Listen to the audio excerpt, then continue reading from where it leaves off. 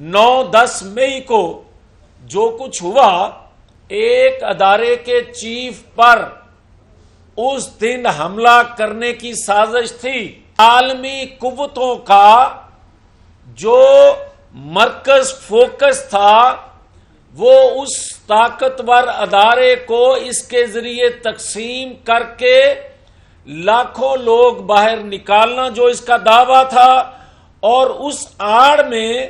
اس ادارے کو آمنے سامنے کرنا تھا، تقسیم کر کے خون ریزی کرنا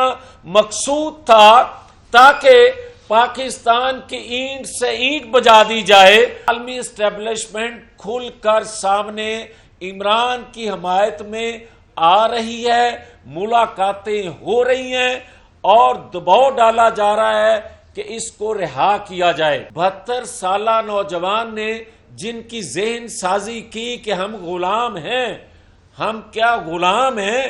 کہ پاکستان کے اندرونی معاملات میں کوئی مداخلت کرے اور ہم خاموش رہ کے اس کا جواب دینے کے پابند ہوں؟ یہ نہیں ہو سکتا۔ بدقسمتی سے جو سلسلہ شروع ہے، اور خاص طور پر 75 سالوں میں جو کچھ پاکستان کے اندر تجربے کیے گئے، میں بہت اگر 75 سالوں کا رونا نہ بھی روں تو میں ماضی قریب کی اگر بات کر لوں، جو کہ آج کی نوجوان نسل کو علم ہے کہ 2017 میں کیا ہوا۔ 2017 میں اگر کوئی یہ سمجھتا ہے کہ اس وقت کی جو اسٹیبلشمنٹ تھی، اس وقت کے جو طاقتور ادارے تھے، انہوں نے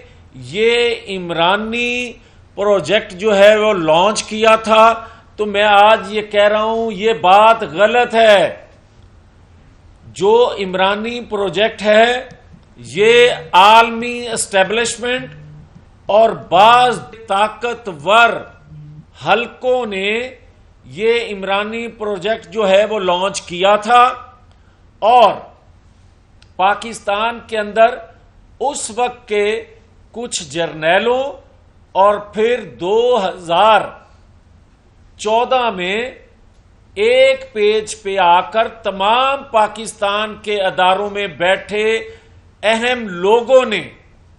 اس کو اوپر سے اتار سمجھ کر دنیاوی طاقتور لوگوں کی طرف سے لانچ کیا ہوا، دنیا حاصل کرنے کے لیے، دنیا کو کمفرٹیبل انجوائے کرنے کے لیے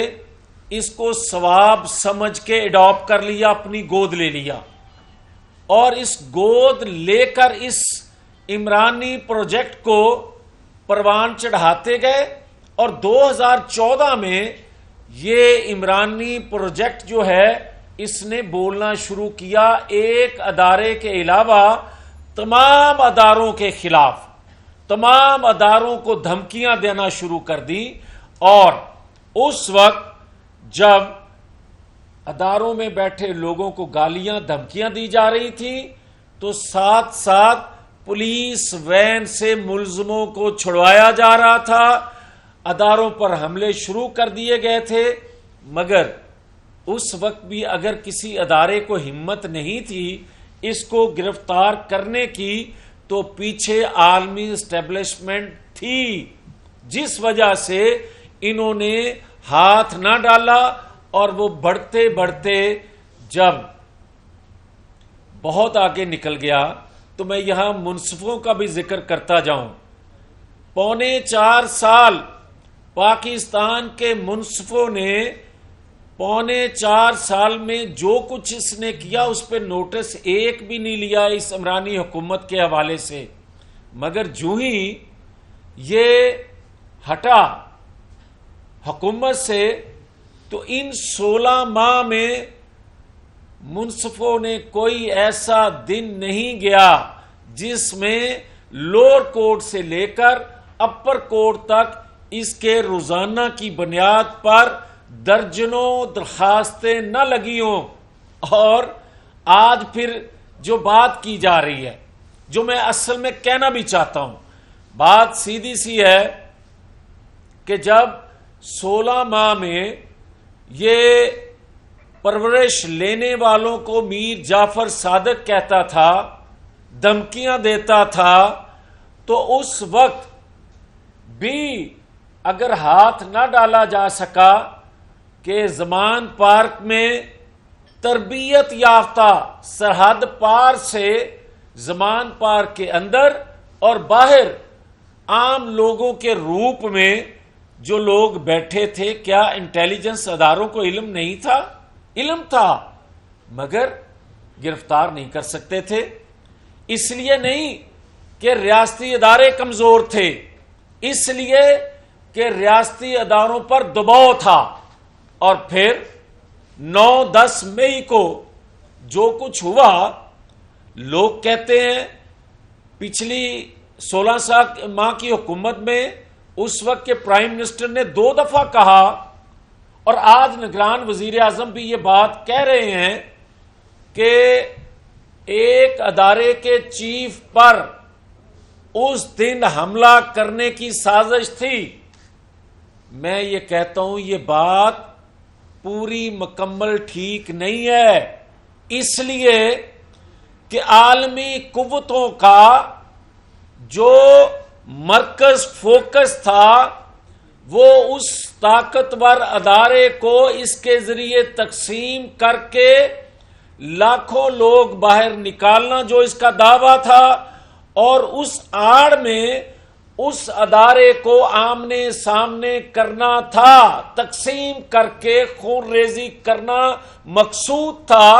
تاکہ پاکستان کی اینٹ سے اینٹ بجا دی جائے، اور جو وہ قوتیں جو پاکستان کے دفاع کو ناقابل تسخیر بنانے کے جرم میں نواز شریف سے ناراض تھی، وہ خوش ہو سکتی۔ عالمی قوتیں، عالمی اسٹیبلشمنٹ اور بعض ممالک دنیا کے کھل کر عمران خان کی حمایت میں سامنے آ رہے ہیں۔ جو 9-10 مئی کو مدھم پڑ گئی تھی حمایت کہ پاکستان کے اندر سے ریاست پر حملہ ہونے کی وجہ سے دینے پہ، مگر وہ مدھم جو ہی پڑتی جا رہی ہیں 9-10 مئی کے واقعات، تو عالمی اسٹیبلشمنٹ کھل کر سامنے عمران کی حمایت میں آ رہی ہے، ملاقاتیں ہو رہی ہیں، اور دباؤ ڈالا جا رہا ہے کہ اس کو رہا کیا جائے۔